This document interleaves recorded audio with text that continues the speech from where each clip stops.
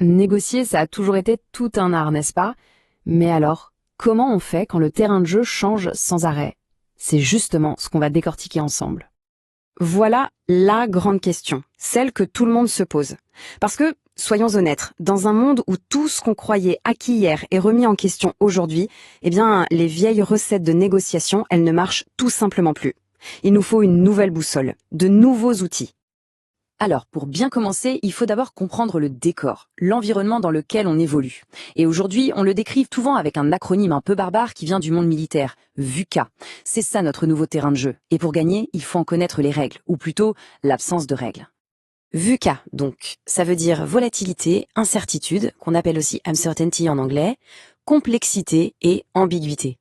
Chacun de ces mots, c'est une pièce du puzzle de notre monde économique actuel. Et vraiment, comprendre ces 4 défis, c'est la toute première étape pour s'en sortir en négociation. On commence avec le V pour volatilité. Pensez-y une seconde, les prix des matières premières, de l'énergie, ça peut flamber ou s'effondrer en quelques semaines à peine. Imaginez, un deal qui paraissait génial hier peut devenir une catastrophe demain. Alors comment on fait pour négocier un contrat sur le long terme dans ce chaos?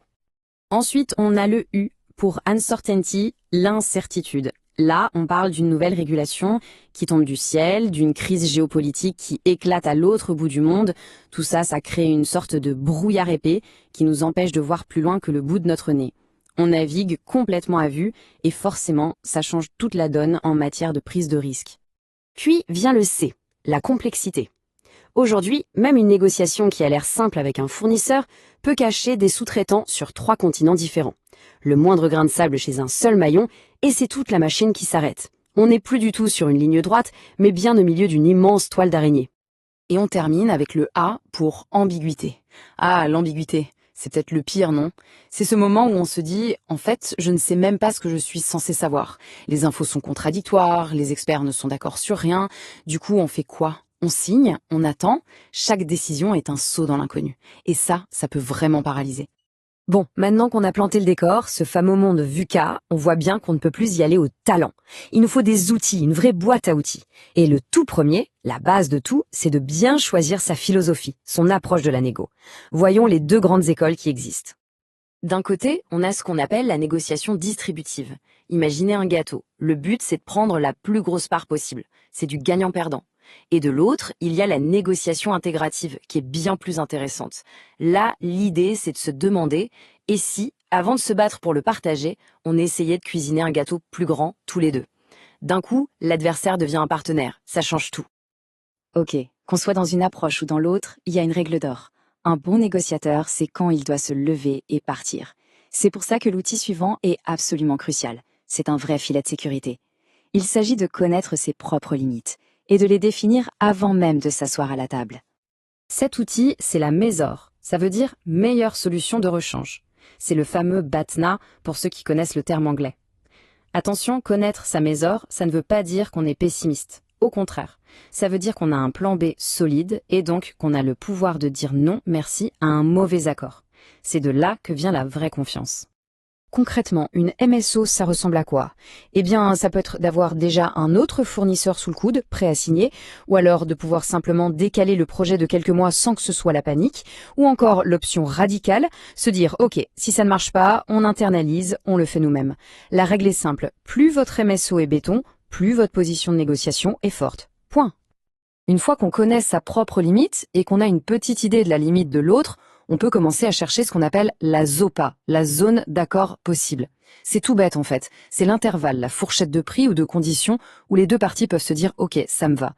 Si cette zone existe, alors il y a un deal à faire.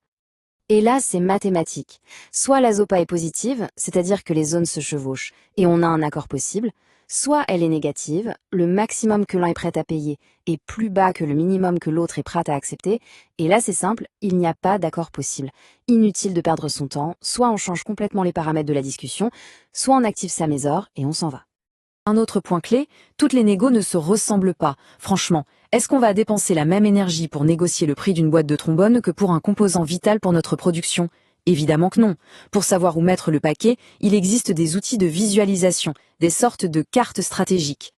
Et voilà l'un des plus connus, la matrice de Kraljic, un outil super puissant, surtout pour les acheteurs. L'idée est hyper simple. On positionne chaque achat sur une grille avec deux axes. L'axe vertical, c'est l'impact financier, l'argent que ça représente. L'axe horizontal, c'est le risque d'approvisionnement. Est-ce que c'est facile à trouver ou pas? Et selon la case où tombe notre produit, la stratégie à adopter sera radicalement différente. Regardons ça de plus près.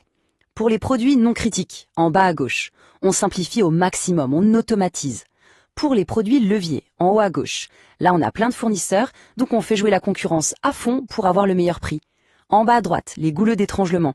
C'est des pas chers, mais c'est risqué, donc l'objectif numéro 1, c'est de sécuriser l'approvisionnement coûte que coûte.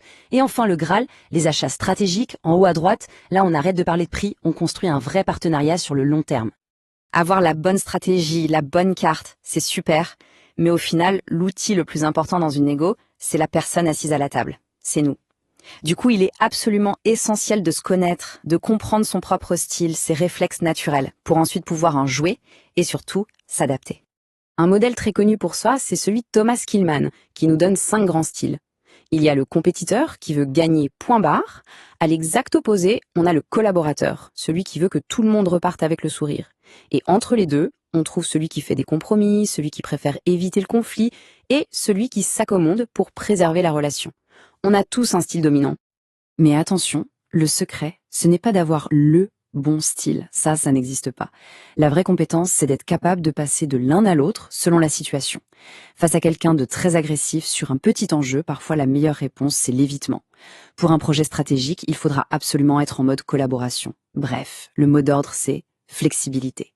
Allez, pour terminer, il nous manque un dernier outil dans notre panoplie. C'est un élément qui a complètement changé les règles du jeu ces dernières années. Un truc qui était accessoire avant et qui est devenu absolument central aujourd'hui. Et cet élément, c'est la RSE, la responsabilité sociétale des entreprises. Pendant longtemps, c'était juste un peu de vernis, un argument marketing pour faire joli. Aujourd'hui, c'est fini.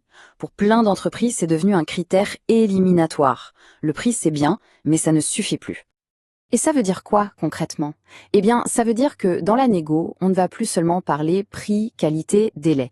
On va parler empreinte carbone, on va demander d'où viennent les matériaux, exiger des certifications environnementales comme ISO 14001 et même prévoir des audits externes.